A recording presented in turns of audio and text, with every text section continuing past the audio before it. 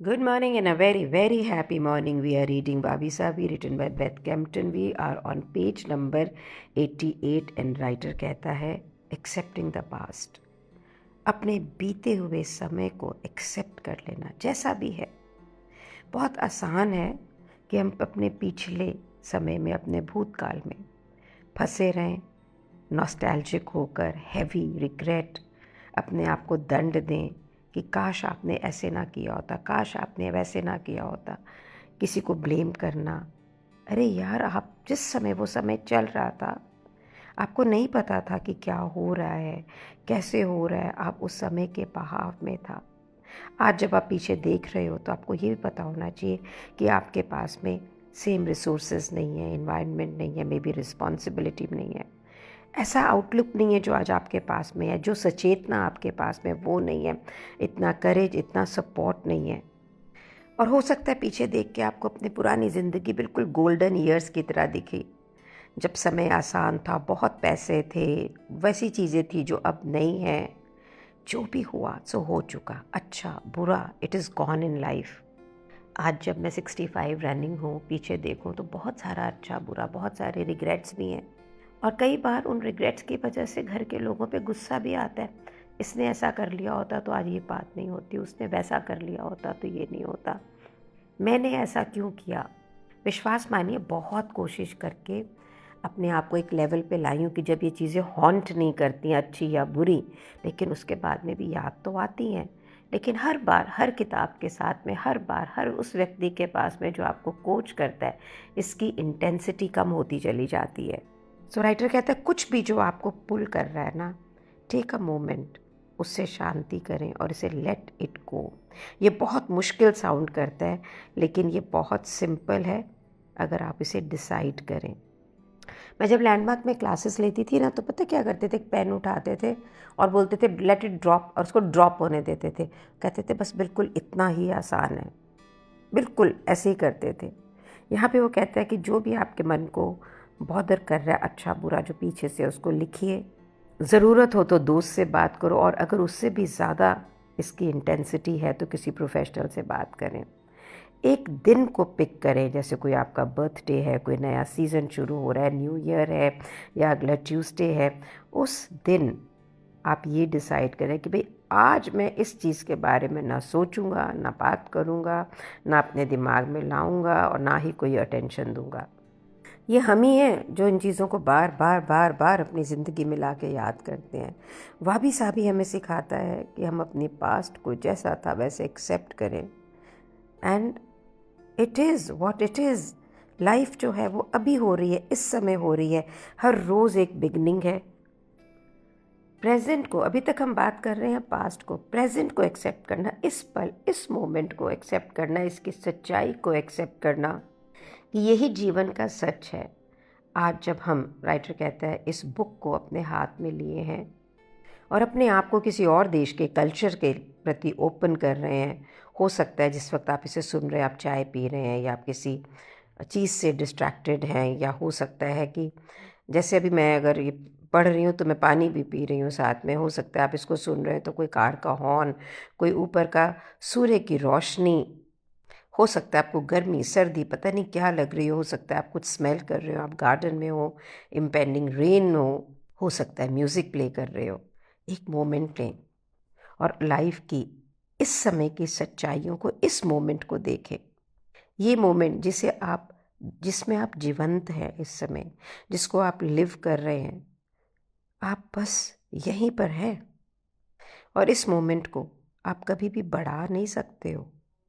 इस चीज़ को एक्सेप्ट करना कि आप अपने स्टेटस क्यू को कंट्रोल नहीं कर सकते हैं, ये एक बहुत ही पावरफुल टीचिंग है वाबी साबी की।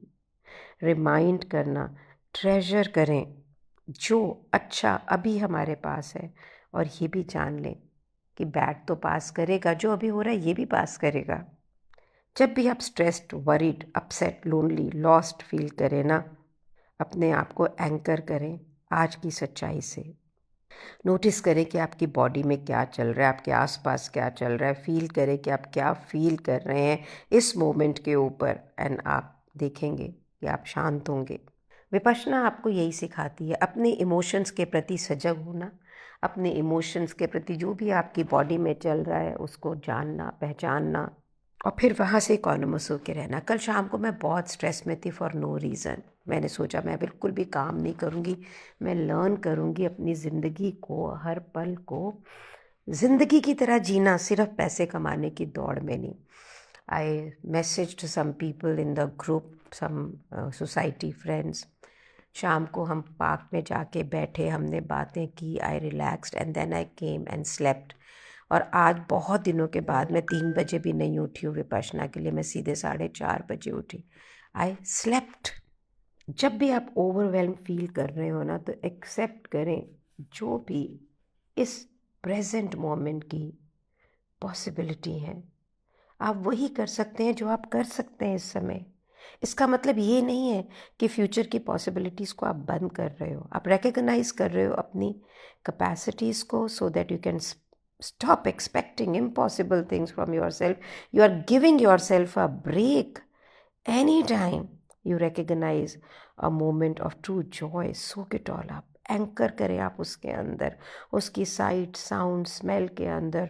B there and then, and believe करें ये आपको एक प्रेशियस मेमोरी देगा जब ये समय निकल भी जाएगा, और जो कि निकलेगा ही। पेज नंबर 9 पे हेडर है लेसन्स फॉर रियूनजी। जापान में एक जगह है जहाँ पे बहुत ही फेमस स्टोन है which is like a wash basin. It's a temple in Kyoto. लोग जो है वहाँ पे जाते हैं, लाइक अ वॉश बेसिन जहाँ पानी है, वहाँ पे एक लेडल है, लेडल से पानी लेके वो हाथ धोते हैं। और वहाँ पे कुछ शब्द भी हैं इन 4 कैरेक्टर्स। जब राइटर पता करती है कि इसका मीनिंग क्या है, तो अगर हम शब्द से शब्द की ट्रांसलेशन लें तो है आई ओनली नो प्लेंटी। लेकिन अगर हम इसका अभिप्राय, जैसे कि हमने पहले पढ़ा, कॉन्टेक्स्ट क्या है, rich is the person who is content with what they have. अमीर वो है जो संतुष्ट है जो उसके पास है, या मेरे पास मेरी ज़रूरत की हर चीज़ है।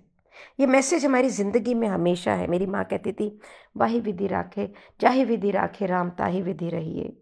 जैसे भी प्रभु रहेगा उसी में मैं खुश हूँ, जो तू दे उसी में मैं खुश हूँ। हमारे देश के अंदर ये विजडम हम अपने अंदर कैरी करते हैं।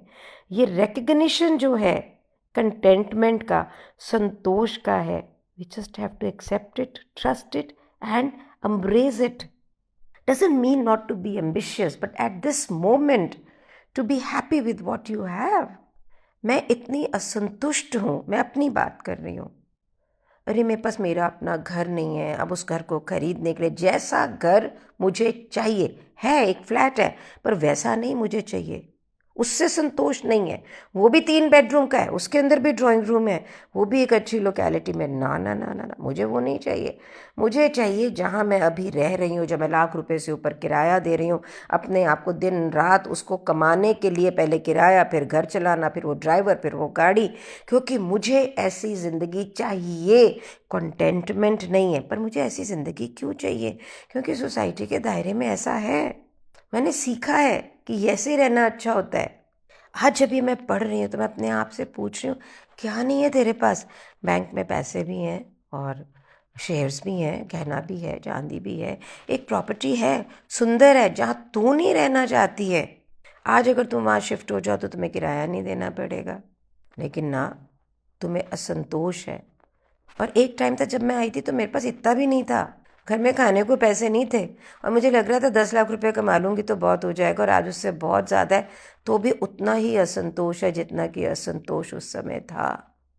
फ़र्क इतना है कि बुक्स रीड करके, विपश्यना जाके, सब कुछ जाके, I have become quite peaceful. I am understanding कि ये जो मेरा असंतोष जीवन मैंने क्रिएट किया, इसके लिए सिर्फ मैं रिस्पॉन्सिबल हूँ। And I am continuously working, and when I am working on it, I am getting better on it.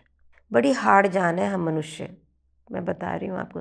ज़िद्दी, ढीठ, बुराई के रूप में नहीं कह रही हूँ, यही काम आता है सक्सेस के लिए भी, आगे जो आप चाहते हैं। कहने का अभिप्राय ये है कि हम ठीक है, हमें जो चाहिए हम उसके लिए करें, लेकिन क्या हम इस मोमेंट को एंजॉय कर सकते हैं, इसमें भी हैप्पी हो सकते हैं? पेज नंबर 91 पे राइटर कहता है, what do you mean by a perfect life? एक बिल्कुल परफेक्ट, कंप्लीट, संतुष्ट हम इस विचार पे ना सोल्ड ओवर है।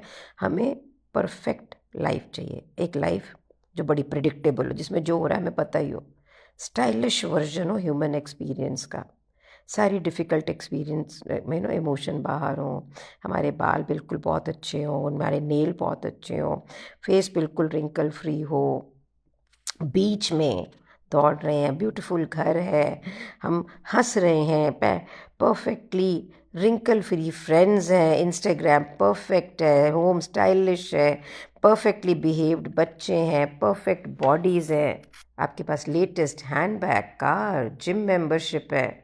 जब आप ऐसा चाह रहे हैं ना, तो आप ये भूल रहे हैं ये इन्फ्लुएंस है ऐसे एड्स का जो बनाए गए हैं बिल्कुल मूवी सेट की तरह, स्टाइलाइज किए गए हैं ताकि आप ये केयरफुली क्यूरेटेड ब्रांड स्टोरीज़ को अपनाना चाहें। ये रियल ज़िंदगी नहीं है। ये जो मार्केटिंग प्रोफेशनल्स हैं ना, ये बहुत क्लेवरली हमें याद कराते हैं कि यार तुम्हारी ज़िंदगी तो बड़ी मुश्किल है, तुम्हारी ज़िंदगी में ये नहीं है, तुम्हारी ज़िंदगी अगर ये नहीं है तो ये रॉन्ग है। हमें ये सब पता भी होता है, उसके बाद में भी हम अपने घरों में वो चीज़ें लाते हैं, हम अपनी ज़िंदगी में वो परस्यूट रखते हैं। When I am driving my son will say माँ लुक एट दिस कार, ये कार, कोई भी गाड़ी 2 करोड़ से नीचे की नहीं होती। ये चीज़ें हमें इतना ज़्यादा सक कर लेती हैं कि instead of taking time to see what really matters to us, हम बस कुछ यहाँ वहाँ पता नहीं क्या क्या करते रहते हैं। राइटर कहते एक मंक ने मुझे ओवर अ ग्रीन टी, जब वो पी रहे हैं, एक बताया लाइफ इज़ सफरिंग, दुख है। भगवान बुद्ध ने भी बोला गेटिंग सिक इज़ सफरिंग, बूढ़ा होना सफरिंग है, मरना सफरिंग है, लेकिन हम इनमें से किसी भी चीज़ को अवॉइड नहीं कर सकते हैं। और जब हम इन्हें रेजिस्ट करते हैं तो हम अपनी सफरिंग को और बढ़ा रहे होते हैं। हम अपनी इन चीज़ों को एक्सेप्टेंस की एबिलिटी को डिले कर रहे होते हैं। रादर अगर हम इन एक्चुअलिटीज़ को एम्ब्रेस कर ले, भैया लाइफ में जो चल रहा है और उसी फ्लो के साथ चलें, तो then you will be calm, tranquility will be there, living in the blessed out state of good vibes. That is what the Zen living is. But actually क्या होता है, हम ऐसा नहीं सोच रहे हैं। तो आप ये सोचिए कि आप जानिए, पहचानिए कि आप अपनी लाइफ के चैलेंजेस को कैसे फेस करते हैं, unhappiness, loneliness, worry, difficult emotions को कैसे फेस करते हैं। तो ये हमें सीखना है कि ज़िंदगी में कुछ भी आपके ऊपर थ्रो करे, you deal with that. Acceptance of actuality is central to that. Acceptance का मतलब ये नहीं है कि आप ज़िंदगी को गिव अप कर रहे हो या गिव इन कर रहे हो। इसका मतलब सिर्फ ये है कि जो भी हो रहा है उसके प्रति सरेंडर है, और फिर एक एक्टिव रोल प्ले कर रहे हैं कि भाई ठीक है, जो हो रहा है वो हो रहा है, what we should do about it. तो अगर आप बीमार हैं, आप रिकग्नाइज़ करें कि आप बीमार हैं, एक्सेप्ट करें कि आप अपनी फुल कैपेसिटी में नहीं हैं, अपने आप को परमिशन दें टू स्लो डाउन, और ये देखें कि मैं किसकी हेल्प लूँ जिससे कि मैं ठीक हो जाऊँगा। Surrendering to the truth of suffering is the area of your life which allows you कि यहाँ आप proactively decide कर सके आपका next step क्या है, with clarity, compassion and degree of ease. ये टीचिंग जो है बहुत सेंचुरी से हमारे पास में है, लेकिन हम इसे resist करते हैं। बहुत सारे तरीके हैं जो राइटर कहती है, पेज नंबर 933 पे, इसके साथ में हम इस ऑडियो को ख़त्म भी करेंगे, जहाँ पे हम परफेक्शन को यूज़ करते हैं, परफेक्शनिज्म में आप से प्रभावित होते हैं, जो कि हमें ज़िंदगी को एम्ब्रेस नहीं करने देता है। एक डिफेंस मैकेनिज़्म बना लेते हैं हम, एक चीज़ों को अवॉइड करने की टेक्निक, एक बहाना, एक चाहते हैं कि नहीं हर चीज़ को कंट्रोल करना है, एक किसी चीज़ को लेके आते हैं कि नहीं यार मेरे को ये हटाना ही है, जजमेंट की एक मेट्रिक है। हम एक अपना जो हम घायल होते हैं, मन में दुख होता है, उसको मास्क करने की कोशिश करते हैं, क्रिटिसिज्म को एक्सट्रीम रिस्पॉन्स करते हैं, और जो हिडन ट्रुथ है इन रियलिटी लाइफ में क्या है उसे बिल्कुल छुपा के रखते हैं। याद करिए आप इसमें लाइफ में कितना कुछ कर रहे हो। क्या आप ये समझ रहे हैं कि वो परफेक्ट ज़िंदगी जो टीवी ने, जो समाज ने, जो शायद हो सकता है पेरेंट्स ने भी, जो रिलेटिव्स ने बनाई है, या हमने अपने आप के लिए बनाई है, that is so harmful for you. Believe me, if I just change a little of my living style, मैं ये पैसे की चिंता से बिल्कुल मुक्त हूँ। पर मैं ऐसा कर नहीं रही हूँ। जो घर मेरे पास है मैं अगर उसमें शिफ्ट हो जाऊँ, believe me I don't even need to earn, but am I doing that? No. सोचिए कितने बंधन में हूँ मैं, हम सब। चलिए आज ये देखते हैं एंड लाइफ में बिना सैड हुए, बिना उसका नेगेटिव इमोशन में खिंचे, ये देखे चे ठीक है मुझे ये अच्छा नहीं लगता, नाउ व्हाट, एंड पावरफुली उसे मैनेज करें। Thank you so much for being in my life, thank you so much.